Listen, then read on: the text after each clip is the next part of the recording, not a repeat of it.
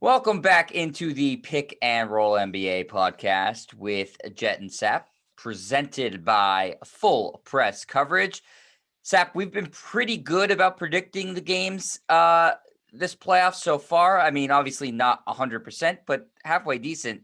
We did not do a good job last night, as both of our predictions were basically blowouts for both of the home teams. Instead, both of the home teams lost. In relatively stunning fashion. The Sixers obviously blew a big lead, and the Jazz lost at home where they've been virtually unbeatable without Kawhi Leonard for the Clippers. So not a great night for you and me in terms of predicting games. No, I mean, the 76ers were up 26 points in the third quarter, having their way. Joel Embiid was unstoppable. Seth Curry was having a great game. Ben Simmons was controlling the pace. As long as he avoided the free throw line, he was doing just fine. Tobias Harris was really a no-show throughout the game, especially in the fourth quarter, but they were fine. They were up 26 points midway through the third quarter. They're up 18 going into the fourth quarter, and then they just totally imploded. I think you saw some of the flaws in Joel Embiid in that game. As great as he is, and look, he's an unstoppable force, he doesn't seem to have much left in the tank in the fourth quarter. Now, the injury to his right knee obviously is a concern. I also always wonder about Joel Embiid, lack of conditioning, so that when you get to the final 12 minutes, what does he have left in the tank? He didn't have much last night. He took 5 shots in the fourth quarter. 4 of them were from 3. At 7'1", 280, get your ass down on the blocks and dominate like you should. Is it possible that big men just naturally, because of their size, just can't have the conditioning, no matter how great shape they're in, to be able to run up and down the court for 4 quarters? Is that just, I mean, listen, when I was growing up watching basketball, obviously I watched Shaq and Hakeem and Robinson, but I was still pretty young, especially with Hakeem and Robinson. So you would have a better sense of if this is something that's happened to big men, especially great, really talented guys like Embiid in the past in the NBA, or is this something that's more unique to Embiid? Well, I think it's kind of unique to Embiid. We compare him to Shaq and Olajuwon a lot. Olajuwon is the best athlete of the 3. I mean, he was a soccer goalie in Nigeria. That shows you what a great athlete that Hakeem Olajuwon was. Impeccable footwork. I think naturally Embiid's a better athlete than Shaq. Shaq is more of a force. I mean, he's, along with Will Chamberlain, 2 greatest forces in league history. I'll go back even further, though.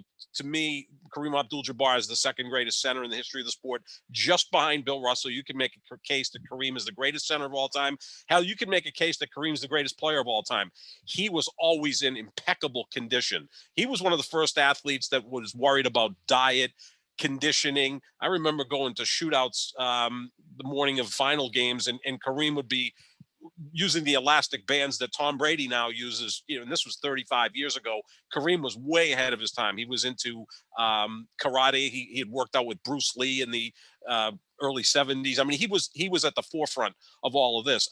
Now, Joel Embiid, I don't think is going to have the same work ethic as Kareem, because Kareem is just wired differently. But I think that that's an issue with a lot of big men. Yeah, when you're 7'1", 280, after playing 28, 30 minutes, whatever, you get to the fourth quarter, you've got a big lead. You're probably mentally checked out a little bit because it looks like you're going to win the game. Maybe it's tough to just get that big mechanism going again, right? Right. This is the big man we're talking about. Yeah, when you're lugging that much weight, and he's playing a lot of minutes. I think he played, 37, 38 minutes, 39 minutes last night. On a bad knee. I just don't know that even if he's in tip-top shape, which I don't think he necessarily is, but I think this season he's been a little bit more dedicated to it than in the past. I don't know that he'll ever be anything but gassed at the end of games because of how big he is and because of how much the Sixers utilize him on offense, which, again, goes back to the criticism I've been giving of Ben Simmons for basically his whole career, that he doesn't take enough of the scoring burden off of Joel Embiid. So naturally, Embiid's going to get gassed. He has a massive, massive scoring burden for this team. Without question. And I'm not laying all of the blame on Joel Embiid. In fact, if I was going to cut up the blame pie, which is what we like to do, right, on podcasts and talk radio, I'd say maybe 10% for Joel Embiid. He missed 2 free throws at the end of the game. I think he was gassed at that point, and that will impact your free throw shooting. He's a great free throw shooter. Why are you taking 4 3-pointers in the fourth quarter rather than getting down in the low blocks? That's a question that I have to ask. Fatigue, right, because it's a lot easier to just run to 30 feet away from the basket and chuck up a three than it is to go down low and impose yourself. No one can stop him in the low post. Certainly not Clint Capella. At worst, Embiid's going to go to the free throw line. So I'm only giving him about 10% of the blame because he was outstanding again. They were up 26 midway through the third quarter because of Joel Embiid and Seth Curry.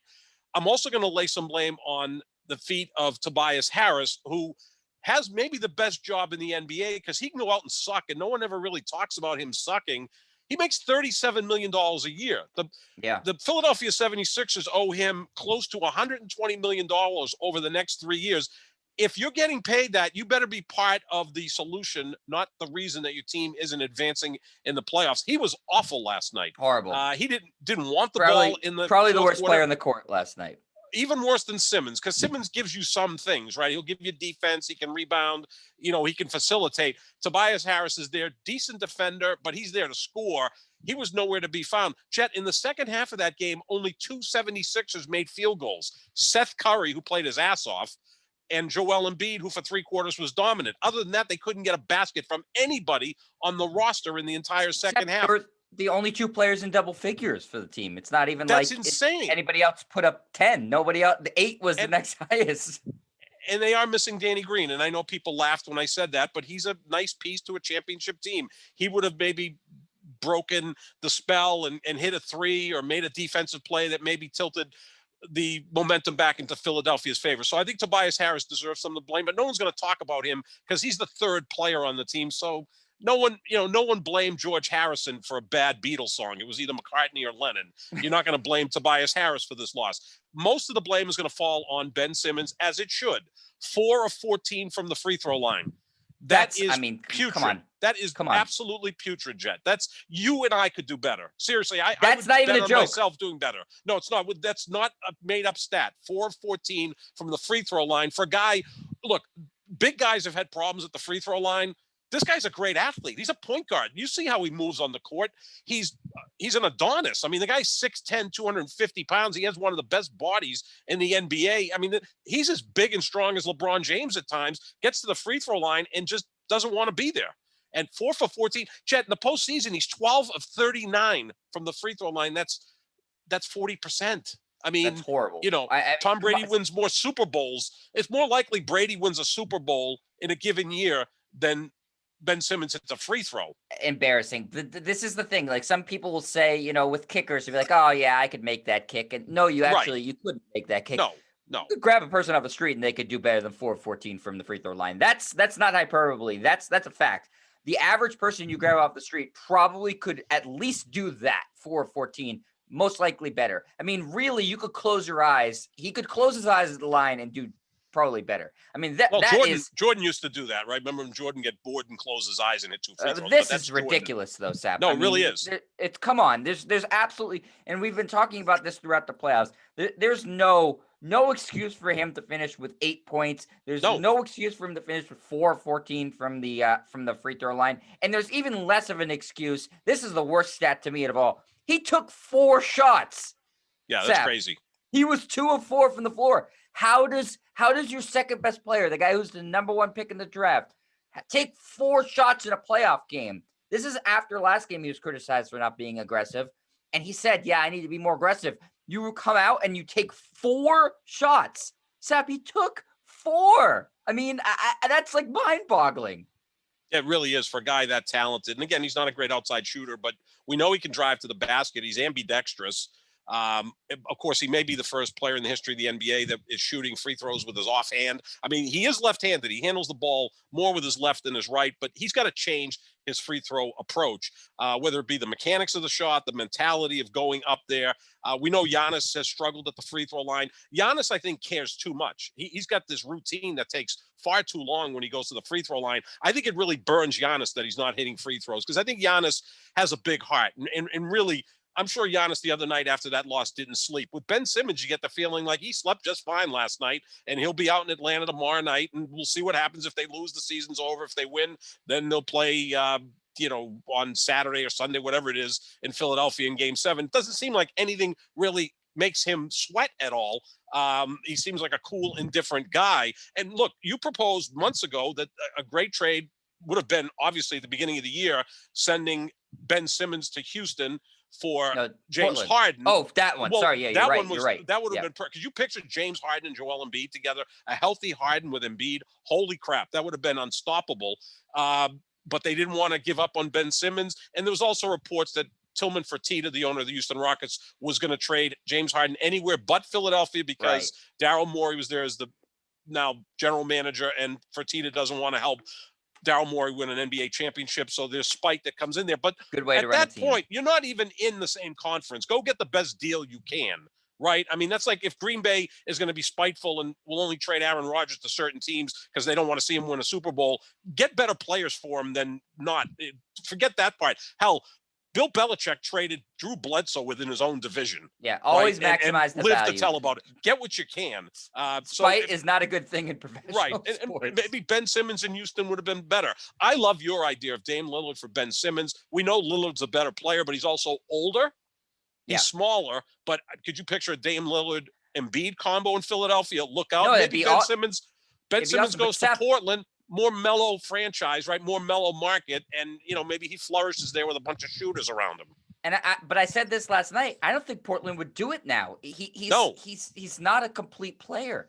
You're not getting there was a point in time where Ben Simmons was maybe one of the most desirable players in the NBA right after he came out of the draft and stuff like that. But he hasn't demonstrably improved his game. So I said this last night, and I said this, I think 2 days ago, Sap, I was saying Lillard for Simmons, that makes sense. But now, after this playoff performance, Portland's going to laugh at that and said, why would we do that? We need more. We need throw more. in a couple first-round picks. And a player maybe, right? Maybe Maxey or someone right, young with potential. Because that's not an even trade at this point. No, it's not at all. This is frustrating to watch. So a lot of the blame goes to Ben Simmons, but you also have to give some of the blame, and a big part of it, to Doc Rivers. And look, I love Doc Rivers. When he was playing with Atlanta, he was the go-to guy. My job in the 80s was covering the Celtics, and my job when ESPN would set up a second crew was to go into the losers' locker room because the anchors wanted to go hang out with the winning team. I get that. So I can't tell you how many times I had to go into the Hawks or the Bucks or the 76ers or the Pistons locker rooms and deal with guys who just lost a tough game to the Celtics. Doc Rivers was a peach to deal with. Loved him as a coach. I think Doc Rivers could run for the U.S. Senate. I'd help him on his campaign. Right now, it seems like he's lost it as a coach at some point. Look at his record. And again, these aren't made up. These are actual facts. I tweeted this out earlier in the day at John Sapp 25. 3 times in his career as a head coach, he's lost 3 games to 1 leads in series. He did it with Orlando back in the mid-2000s. He did it twice with the LA Clippers. He's also lost 3 series when he led 3 games to 2, all 3 times with the Celtics. 2009 against Orlando, 2010 against the Lakers, 2012 against Miami. 6 times he's had a 3-1 or 3-2 lead in a series, and he's managed to lose those series. He's also, Jet, in the last 15 years, lost 11 playoff games when his team led by 15 or more points. That's unfathomable, and including the last 2 games. This series should be over. It's Philadelphia should have wrapped this up in 5 games. This shouldn't even be going to a game 6, and yet they're down 3 games to 2. And a lot of that's on Doc Rivers. He didn't act quick enough to make changes. Atlanta was in a 15-2 run last night, late 3rd, early 4th. He kept his bench in. Like Embiid was on the bench as if Doc figured game's over, my bench will take care of business, and they didn't. Yeah, I mean, the final quarter was 40-19. I mean, Atlanta just insane. Just took it to him. Yeah, it's obviously it's enough of a trend where it's an actual thing with Doc Rivers and not just he's gotten unlucky. It's happened enough where you can certainly point the finger. It's a weird thing to have as a coach in the NBA where you have chances to make it up. It's not football where this guy can't get over the hump and win the big game. Right. You have Marty Schottenheimer losing multiple games. Right, it was Andy Reid for a while. It was Andy Reid for a while. Marty Schottenheimer is probably the best coach in NFL history that never made it to the Super Bowl, right? And look, Doc's made it to 2 finals, won 1, lost another. But, he's had some pretty great players that he's had, whether Garnett, Pierce, Ray Allen, Rondo in Boston. He goes to the Clippers. He gets Chris Paul. Blake Griffin, I don't think, is a great player. But then he's got Kawhi and Paul George, and he loses a 3-1 lead over Denver last year. They changed coaches with the Clippers this year, and they come back from 2 games to none down against Dallas to win that series. And I know we're going to talk about the surprising Clippers win last night over Utah. They're in control of that series up 3-2 with Kawhi missing games 5, 6, possibly 7, and probably the rest of the postseason, right? Kawhi's done for the year, and Ty Lue's got his team closer to the conference championship than Doc Rivers got them last year. So, those are just facts. And again, I love Doc Rivers. I really do. He's one of my favorite players to cover. Love him as a coach here. Again, I'd love to see him run for the U.S. Senate. I would campaign for him. I'd vote for him. I just got a funny feeling a lot of Philadelphia 76ers would like to see him run for the Senate as well, like now. Yeah, it's whatever's going on in Philadelphia, between Doc Rivers and clearly I think this is showing the Ben Simmons and Embiid pairing it doesn't work because he just doesn't take enough of a scoring burden off of Embiid. Yeah. And so Embiid gets fatigued at the end of the games. He can't hit his free throws. He hasn't shown the willingness or ability to get better. I think it's time to move on. I really do. We haven't given the Hawks enough credit so far, Sap. Oh. We've just been talking about the sort of the shortcomings of the 76ers, but the Hawks deserve a lot of credit too. Obviously, the story is Trae Young, who just continues to be phenomenal in the postseason. One of the single best players in the postseason period. He had Without 39 question. last night, 17 of 19 from the free throw line, 10 of 23 from the floor, only 7 assists, which is a little low for him. But he just scored a boatload, and he's big shot maker now. He's becoming a guy that you can sort of rely on at the end of games, and his team really follows suit. He's the smallest guy in the court for his team, but as he goes, they go, which is the mark of a star player.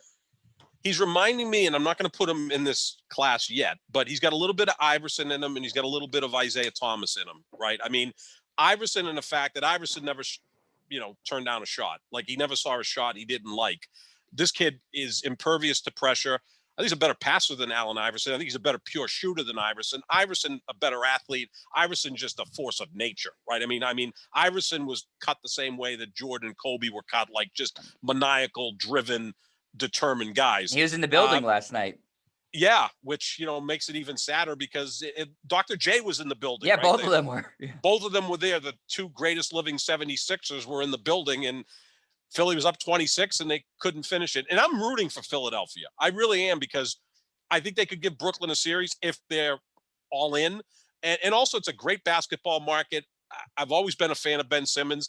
I wish I had the opportunity to just get into that kid's head, because he's got so much talent. I just think he needs confidence, direction, whatever the case may be. I love Embiid. Who doesn't? Like I said, I love Doc. But if I'm going to assign blame here, it's going to be 10% for Embiid, because I still want to see him in the low block late in the game. He's unstoppable down there. Tobias Harris should get 20% of the blame, because he's still a $37 million a year player. He should be better than what he was last night. 30% of the blame goes to Doc Rivers, because he is the coach of this team. Ben Simmons gets 40% of the blame, because he absolutely sucked, especially when they need him. You cannot go 4 for 14 from the free throw line. That's Wilt Chamberlain would do better than that. I mean, that's 28%. That is terrible. No, it's terrible. Anybody else on the Hawks stick out to you, Sap, or is it just the Trae Young show?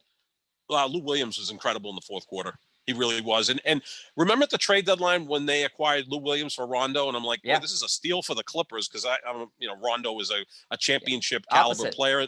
Lou Williams is not, and Lou Williams is a guy who seemed like he quit on the Clippers. That guy's instant offense, man. He's the one who kind of got them back into it in the fourth quarter when both teams went to their benches. Lou Williams was big. Danilo Gallinari's had a really nice postseason, and John Collins, a player I think we both would like to see on the Celtics at some point, because he's another guy who just comes out there with an attitude. I like this team. They're coming with an attitude. They're playing well on the road. That's the amazing thing about Trae Young, Jet. He's had 5 30-point plus games on the road this year in the postseason at Madison Square Garden and in Philadelphia, two, tough places to play. He's been the villain and very comfortable with it, kind of like Reggie Miller was in the 90s going to Madison Square Garden. When you see a player like that, you got to love it. And they are playing with a chip on their shoulder, the Atlanta Hawks are, because you could hear after the game, Trae Young was like, well, we didn't have any first, second, or third all NBA players, or we don't have any first, second, or third all NBA defensive players, or 6th man of the year, or anything like that. We're just a team. And this kid he's backing it up. He's backing it up. Yeah, I mean, he deserves a ton of credit, and there's always going to be the comparisons with him and Luka Doncic, because they were traded for each other on draft day. And I think somebody, I don't know if it was Perkins or somebody in the media, made a good point and said, if Doncic had, rallied his team to be above the 1 seed right now, it would be the talk of the NBA. Holy crap, look at this guy. And Trae Young's done He's that. done And it. he should be getting a ton of credit and really emerging as one of the bright young star players of this league. Without question. And again, he'll be like one of the most popular players in the league because there's a lot of Steph Curry in his game. Steph is more the good cop, where Trae Young's comfortable being the bad cop. But people Steph like is, that. but People people like like trash that. So talkers. kids are going to love him. I can just see now all the kids that they love Steph Curry. He's the most popular player in the league among the young kids, and especially among girls. Girls love Steph Curry because they think they can go out and play like him in women's basketball. Not that anyone can shoot like that, but you could kind of try to recreate that. You're not going to recreate Kevin Durant or LeBron James. They're unicorns. But I think Trae Young is on the precipice of being one of the most popular players in the league. And I think that the two players fit where they ended up, right? Trae Young in Atlanta, Perfect. Luka in Dallas. And I think that Trae has a better supporting cast right now than Luka has because, his wingman is Kristaps Porzingis, who sucks. I mean, Danilo Gallinari is probably the 4th or 5th best player on Atlanta. I would take him over Kristaps Porzingis right now because he kind of knows his role and goes ahead and does it. John Collins is a nice player. Clint Capella, good defender. And look, Lou Williams, he was huge last night. That's where having those veterans coming off the bench in big games is a plus, and that's what the Hawks got last night. So they're close to getting to the Eastern Conference Finals. I was texting with my nephew last night. He's like, wouldn't it be funny if Atlanta wins the title because every other team has injuries and all sorts of crazy things happening? Chris Paul's going in COVID protocol. Kawhi's out for the year. Maybe Durant's going to have to do this on his own in Brooklyn. And here come the Atlanta Hawks out of nowhere. Hey, why not? The Tampa Bay Bucks won the Super Bowl, right? The Tampa Bay Lightning won the Stanley Cup. Who knows? Maybe it's one of those years where teams that never really did much do a lot. Yeah, maybe. But Trae Young's going to get, I can tell you, a really massive signature shoe deal out of this. And he's going to get a big push from both the NBA and I think he's with Nike. I'm not positive. But he's good. Yeah, he's going to be one of the most popular players. The Hawks jerseys are kind of cool. I like, the black and the red and the yellow. So yeah, he's gonna emerge as one of the most popular players in the league because of this postseason. Don't change your hair, Trae. Keep your hair the way it is. It's unique. It's kind of like Anthony Davis with the eyebrows. Yeah, don't change. That's who you are. Like Durant's got the bald spot. That's fine. Leave it alone. He's making himself a lot of money with endorsements in this postseason. So good for Trae Young. A lot. Let's go to the other game last night, Sap, which was also a surprise because we had this wrong. Utah, who lost 5 games at home in the regular season, the first game of the postseason at home because Donovan Mitchell didn't play, and then the Clippers come into this one with no Kawhi. So we said, oh yeah, Utah, no problem. They should win this game. Not so fast. Playoff P, Paul George has a remarkable game. The guy who I said I didn't trust as the second best player on the team, Marcus Morris, he also has a terrific game, and the Clippers win that one 119-111 to take a 3-2 lead over the Utah Jazz. Yeah, I mean, Paul George was amazing last night. And we talked about Paul George a couple shows ago, that this is a guy, he's kind of maddening because if you look at his skill set, he should be a top 5 player in the league, right? Like, what doesn't he do well? He can score from all 3 levels. He's an excellent passer. Last night, he had 16 rebounds. We know he's an elite defender. I mean, he came back from a horrific injury 7 years ago when he shattered his leg and came back a year later and was back to being an all-star. He's got all of the ability to be one of the greatest players in the league. Doesn't have self-confidence. We know he had issues in the bubble last year. He calls himself playoff P, and now the joke was playoff P as in PEE, pandemic P, that he didn't perform in the bubble last year. He's stepping up, and it wasn't just last night. He's been playing really well in the postseason. Now it's his team with Kawhi out for the rest of the postseason. He was magnificent last night, Jet. He was taking the ball to the basket aggressively against Rudy Gobert. He was hitting shots from the outside. He was doing what he does on defense, went out and got 16 rebounds. Like I said, this is a guy who should be one of the best players in the league. And at times he's kind of touched that.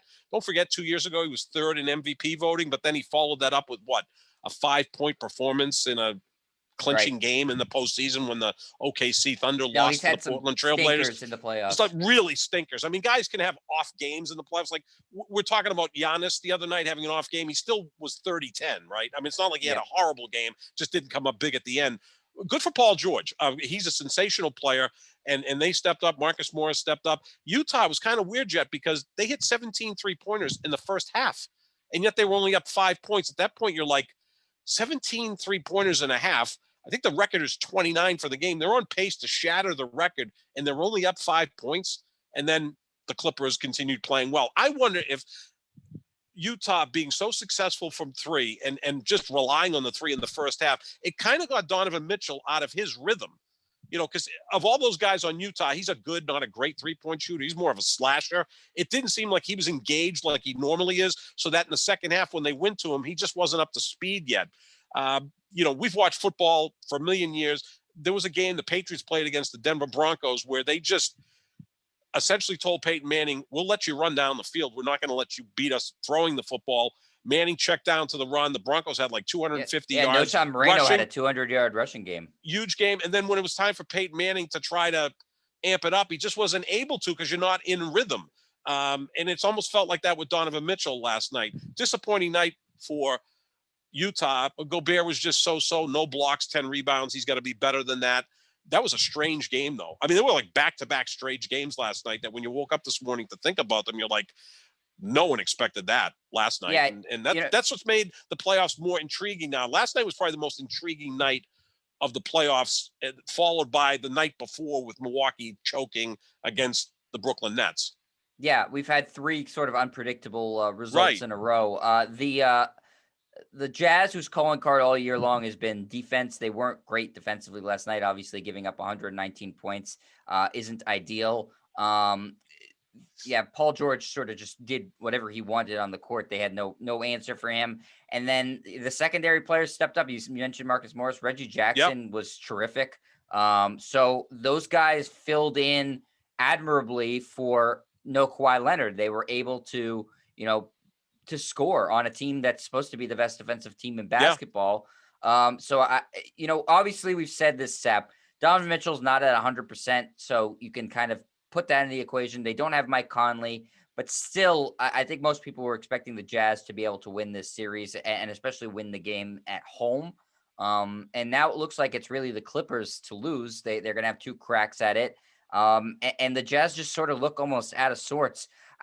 They need Conley back desperately because with Mitchell being what he is, he needs more of the scoring pressure to take off of him. Gobert's not really a scorer. The rest of the guys are kind of streaky. Clarkson was 5 of 12 last night. He had 15 points. That's fine, but still not great. Ingles, 12 points. He's a streaky guy. Bogdanovich at 32. He was really good, but you can't count on that every game. So they need to be at full strength. So if Conley is even at, 60, 70%, they need to play him in this Olympic because otherwise their season's over. Yeah, I mean, he'll give them some offense, but, I think if you're Utah, you would take the trade 7 days a week, Mike Conley for Kawhi Leonard, because the Clippers are without Kawhi Leonard. Now, is Marcus Morris and Reggie Jackson going to do what they did last night again?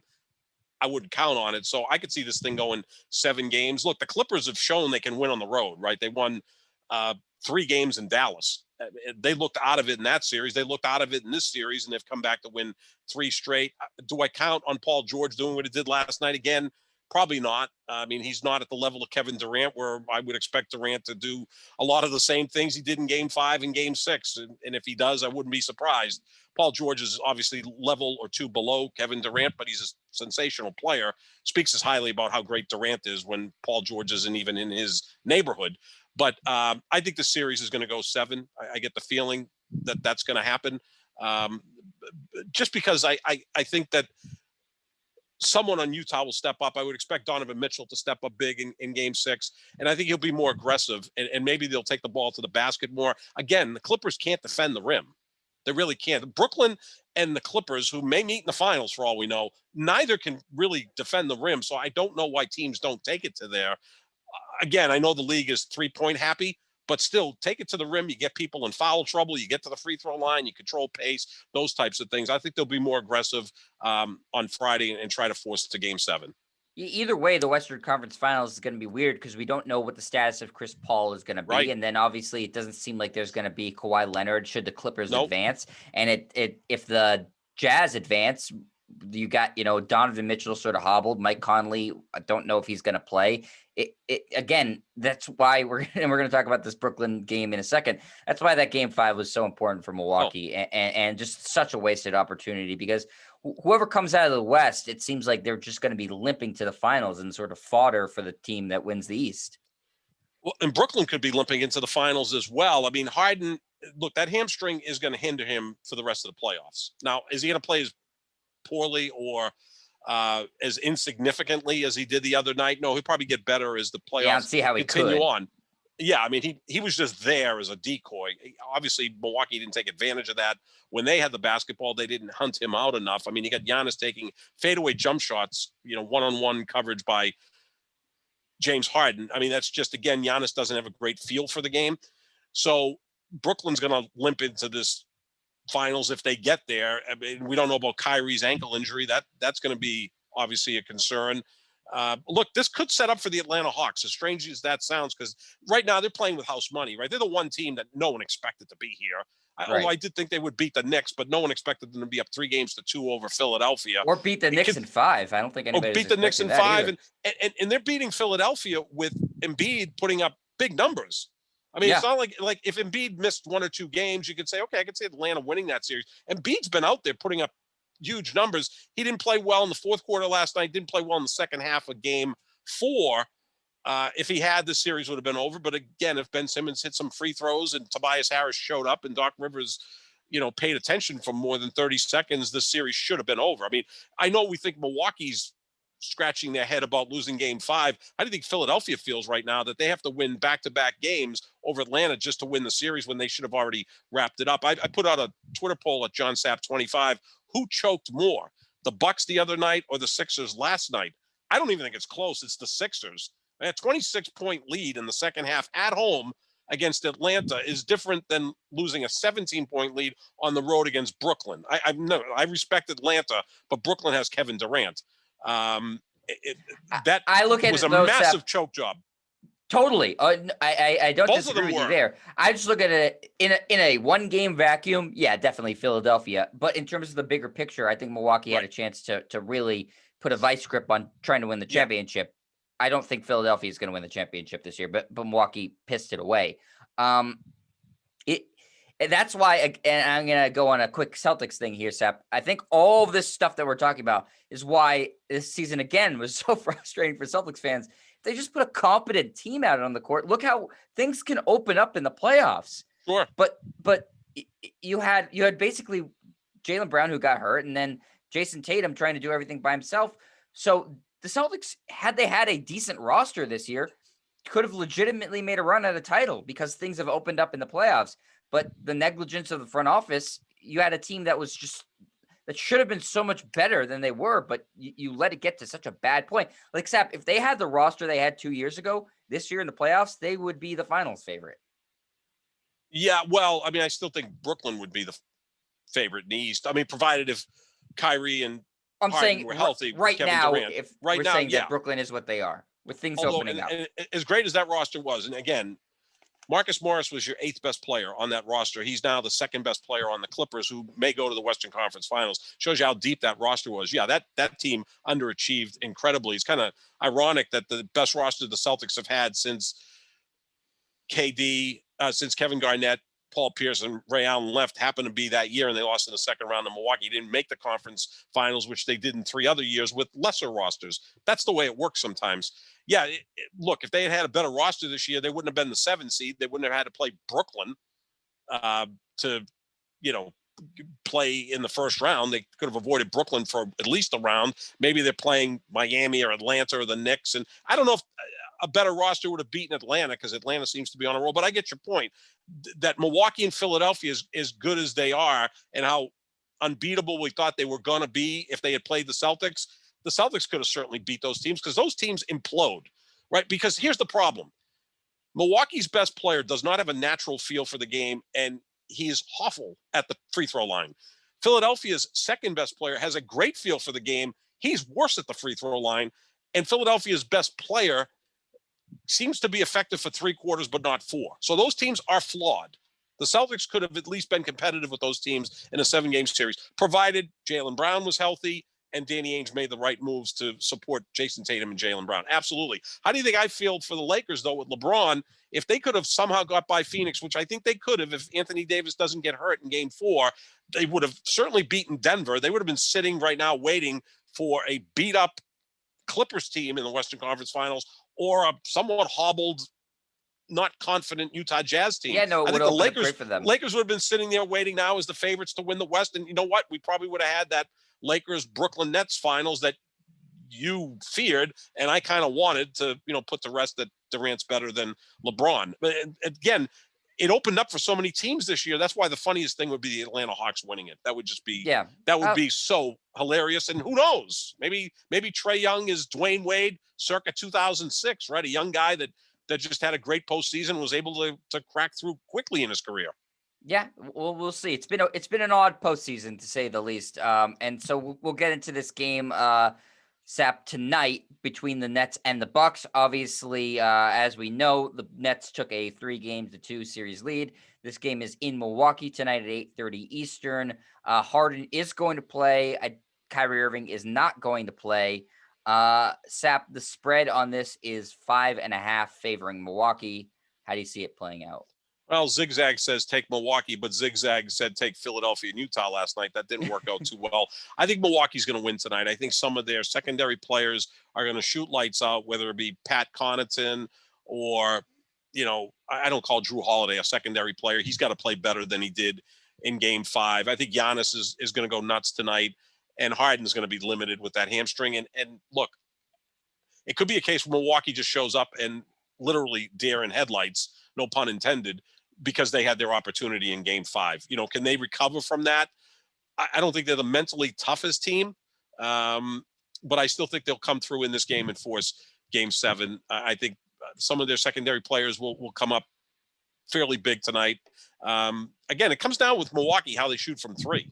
That's really all it comes down to, how they shoot from 3 and how they defend the 3. The only problem for Milwaukee is some of the secondary guys for Brooklyn have been god-awful the last 2 or 3 games. Is that going to last for the rest of this series? Right. Yeah. Joe Harris hasn't shot the ball well. Eventually, horrible. Water will find its level with him. He's too good a shooter to be at like 22% the last 3 games, right? Is that going to continue? I mean, Durant, is he going to replicate what he did the other night? Probably not. But you know what? His average game isn't too far off from there. Yeah. I mean, if he goes for 38, 12, and 8 tonight, is that going to be a surprise? No. He's that good. So this is going to be a tough spot for Milwaukee, but I think they'll win it. Look, I hope the 3 remaining series go 7 games. Game 7 in basketball is fantastic. Generally favors the home team. We understand that. Generally, the home team is the better team. In this case, I think that could be the case because they may also be the healthier team.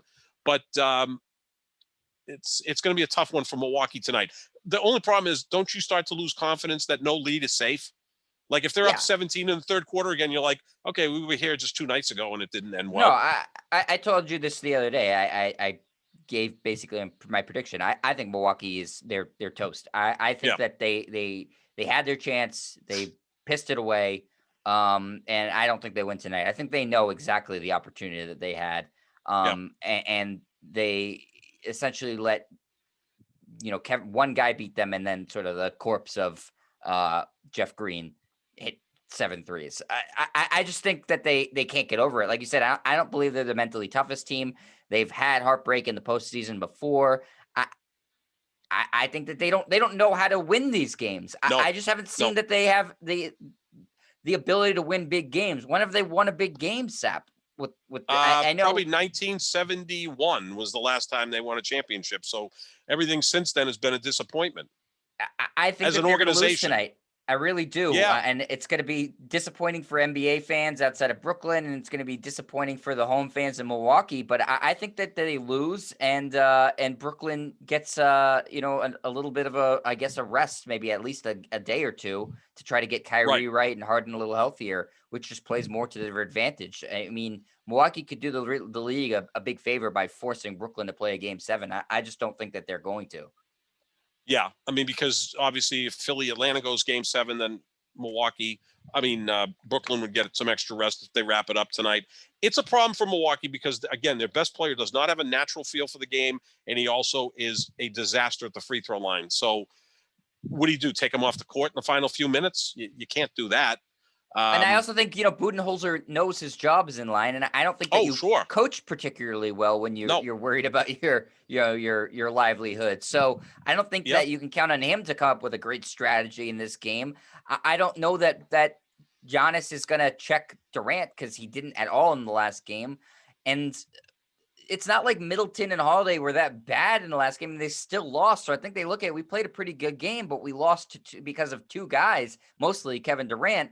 And in the game that we had the best opportunity for this franchise since the Oscar Robertson days to win a championship. So I think that they are emotionally shot, and I don't think they're going to win this game. You had the Bucks in 7 initially, or in 6? Yeah, I did. I had them in 7 initially. I thought their defense was going to be the difference in this series.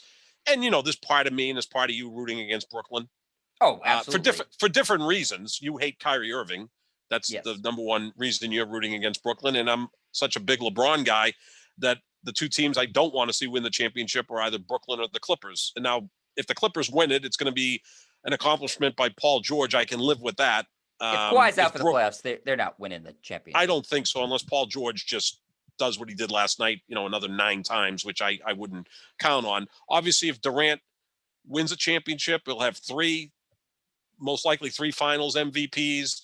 And then the discussion is, who's the best player in the world right now? Is it Durant or LeBron? I don't think Durant will ever surpass LeBron historically. I just don't think he can, because he just can't do as much.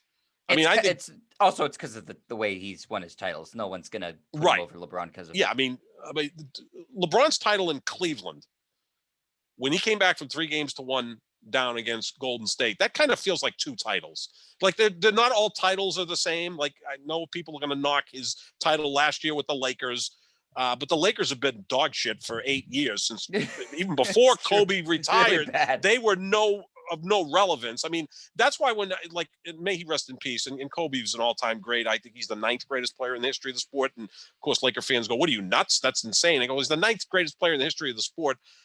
I think only 8 guys were better. That's pretty impressive. But Kobe couldn't drag bad teams the way LeBron could drag bad teams.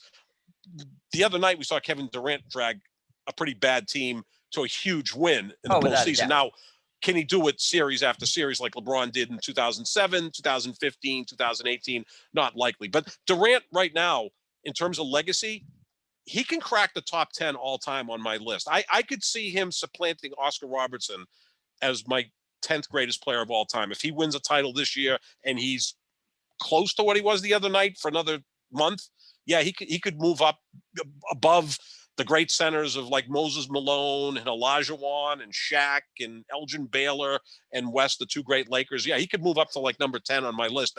That's how good this guy is. Because again, if I'm saying that he is the greatest, most varied offensive player we've ever seen, then by default, he's going to end up being a top 10 player.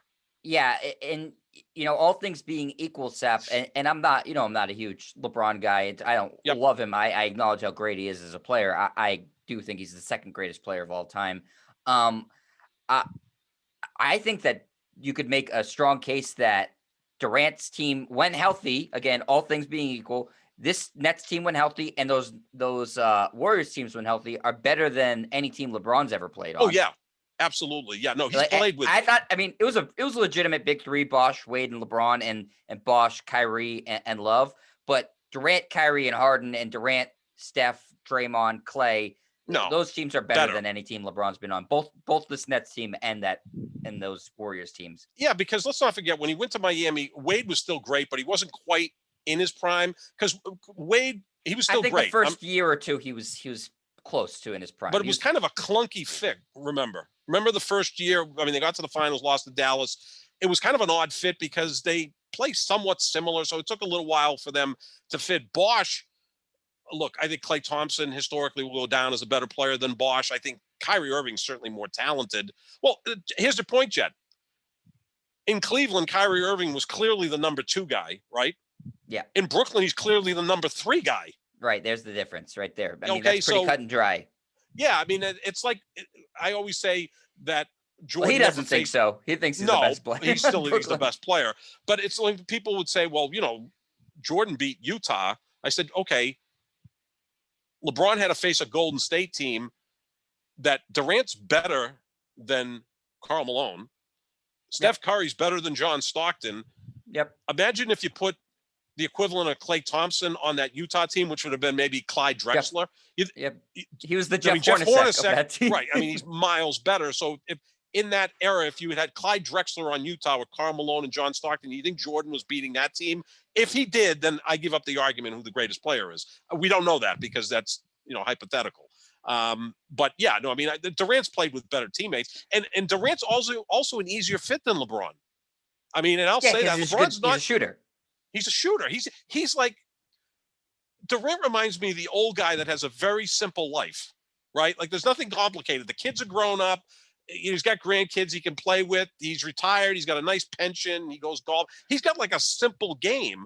Whereas LeBron, there's a lot of things going on. I think LeBron tougher to play with than Durant. I'll say that. That's why the 08 Celtics fit together so well, too, because it wasn't a clunky offense. Nobody needed to be in the same space. Ray Allen was just going to run off screens and shoot. Pierce was the slasher. Garnett was the post player and had a mid-range game. No one was in the way of each other. No, it was perfect. That's why now you watch Philly, it almost seems like Simmons and Embiid just don't fit. Like Simmons likes to drive to the basket. He has no offensive ability, you're right. And then you got Tobias Harris, maybe the luckiest man in the United States, makes $37 million a year. He's set for life, and no one's talking about him today, how much he sucked last night, because we're all dumping on Ben Simmons and Doc Rivers and a little bit on Joel Embiid. But Tobias Harris was a huge reason that Philadelphia choked last night. He was a non-factor. Yeah, no, it's fair to dump on him. So you have the Bucks making it to a game 7. I have the Nets, really, really just trouncing the dreams of all NBA fans tonight. And winning in Milwaukee. Sap, before we wrap up, a couple of interesting stories in the NBA regarding 2 young star players, both being unhappy in their current situations. Luka Doncic not happy that the Mavericks have fired, because they did fire him, Donnie Nelson, regardless of what they want to call it. He was there for 20 years. He didn't want to leave, and the Mavericks did. That is a firing in my book. Yeah, that qualifies as a firing. Yeah. And Zion Williamson's family apparently unhappy with the goings on in New Orleans. Not unhappy that they got rid of Stan Van Gundy. I think unhappy that they hired Stan Van Gundy in the first place, and not thinking that they've put enough around Zion Williamson. Granted, the guy hasn't really stayed on the court for all that long, too, so I don't know what they could be pissed about. The thing is, it's interesting because they're 2 of the brightest young stars in the league. I mean, Luka Doncic, you could already make an argument, is probably a top 5 player. Zion Williamson seems like he's well on his way. People are making too big of a deal about this because neither one has really any sort of mechanism to get out of their situation. So I look at it as kind of much ado about nothing, because contractually they're going nowhere. Yeah, it's nearly impossible, right? Unless they don't accept the second contract. And at that point, then they become restricted free agents. So they're not going anywhere. It's generally 7 years before you can move on. Right. Am I being accurate with that? You're more Anthony Davis got out about as quick as you can get out for being a star player, which was about 7 years. And Kyrie kind of did too, but Kyrie did it in a different fashion because he still had 2 years left on his contract and said, I'm going to go get a knee operation or whatever. I'm not going to play. So at that point, they had to trade him. So I think it's 7 years and then you can move on. So Luka still would have 4 years left in Dallas and Zion would have 5 years left in New Orleans, unless they become so unhappy that the teams have to trade them. And look, Doncic has played 3 years in the league. He's already really elevated himself. Like you said, close to being a top 5 player. He's a top 5 talent. He needs to just accomplish team accomplishments, individual accomplishments. He's been first team All NBA twice. He was the favorite going into this year to be league MVP. He's been wildly successful in the playoffs, although he's lost both series. At least he's gotten to the playoffs. Zion hasn't gotten to the playoffs and hasn't been durable. So he's got to, get better on his own. I think Zion was upset that they traded JJ Redick. Yeah, they share an agent, and Redick was upset. It was not that they traded him, but they said they were going to trade him to an East Coast team because that's where his family lives, and they traded him to the Mavericks.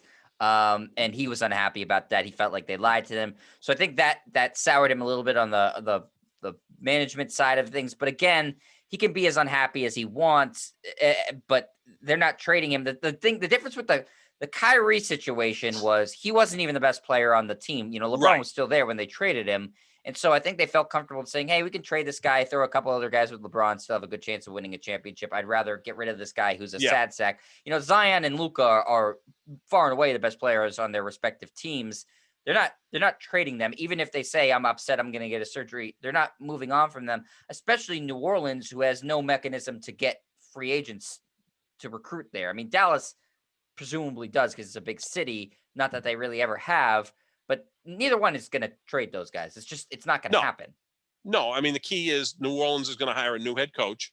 So you're going to need to bring in Zion and maybe some members of the family and work with them to pick the next head coach. I know that sounds crazy, but you know what, guys? That's 2021 NBA. That's just the reality of it. As far as Dallas, now that Donnie Nelson is gone as general manager, who was close with Luka Doncic, is Rick Carlisle going to get fired if Luka doesn't want him as his coach? That's probably going to happen. And maybe they need to go in a different direction as head coach. I'll tell you what, if Rick Carlisle's gone, then Dallas becomes the most appealing coaching vacancy in the NBA because you have Luka Doncic and you've got an owner that will spend money. And it is a city I think you can recruit free agents. It's no state income tax. Dallas is a big market, although you're never going to be the team in the city because they've got the Cowboys, but that's okay. The Celtics are never going to be the team in this city right now because you still have the Patriots, and the Red Sox have an incredible following as well. They're going to remain. They just have to appease these two young players and, put the right pieces around them, maybe change the coach in Dallas, get the right coach in New Orleans. They had Monty Williams, right, years ago, and they moved on from him, and now he's doing wonders in Phoenix. That's the kind of coach I want. That's why I'm rooting for the Celtics to go with either Chauncey Billups or Sam Cassell. And there are reports now that Cassell may be the leading contender for that coaching position with Boston, which I think would be a great move. Chauncey Billups could probably name where he's going to coach. It could be Portland. Maybe it's New Orleans. Maybe New Orleans reaches out and offers him the position. So that's going to be a big key, is what they do with their coaching positions going forward. But this is the NBA now, and I'm fine with it. These are the guys who run the league, right? I mean, the players run the league. And if Luka's unhappy, if you're Mark Cuban, you better address it. If Zion's unhappy, ownership in New Orleans had better address it, because you don't find these players every year in the draft. These are, once, twice in a decade type talents. You've got them. You've got to make the best of them. Yeah, and I think fortunately for both Dallas and New Orleans, because of the way the contracts are structured in the NBA, they have time to make them happy by putting on, what will make them the most happy is, giving them more help on the court. Sure. And I thought that the Pelicans had more than enough talent to be able to make the playoffs. So, I don't think that they've done a bad job building that team. I really don't think that they've made any real errors in how they've constructed it. It was Stan Van Gundy not being the right fit. So that was a mistake.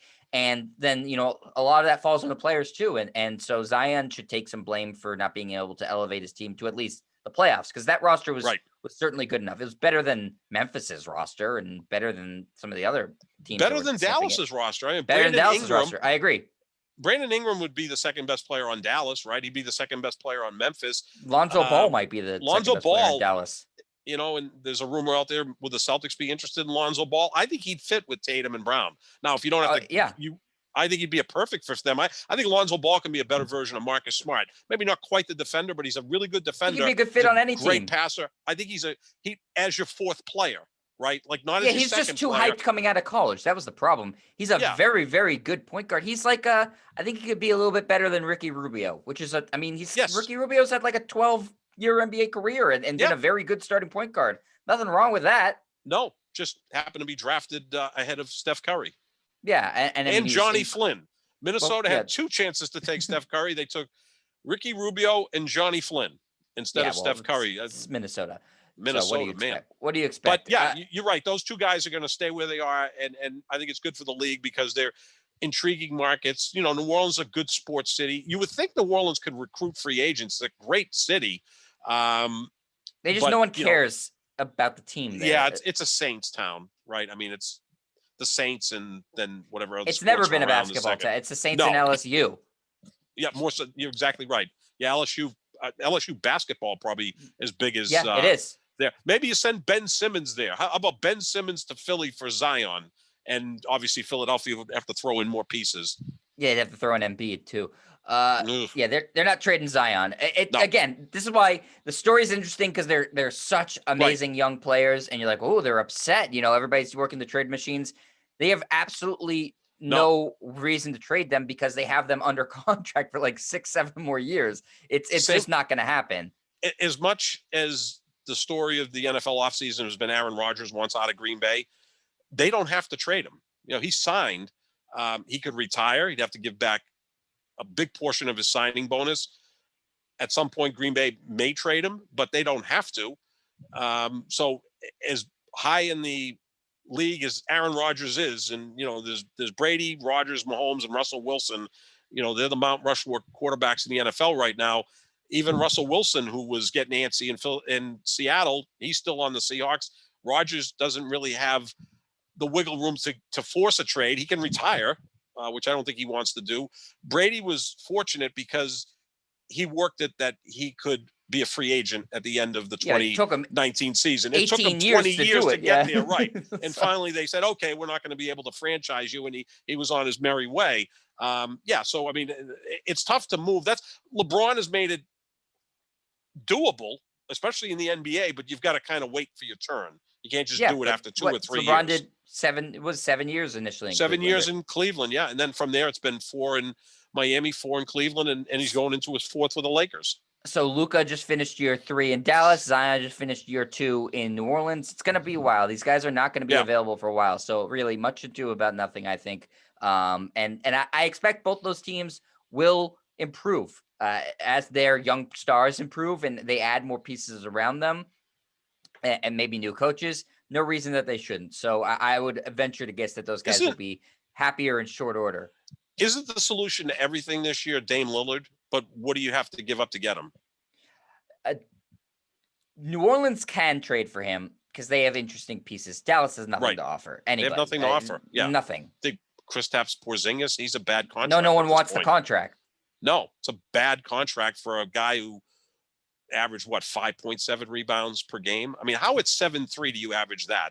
That just so you can only trade it for another bad contract. Like Kemba Walker for Porzingis would work, and it maybe might make sense for both those teams. I know that's been talked about. It might actually be nice to have somebody who's more reliable scorer in Kemba Walker to go beside Luka Doncic, and the Celtics could use a big man. So maybe that works. They're both shitty contracts, so neither team's going to feel great about it.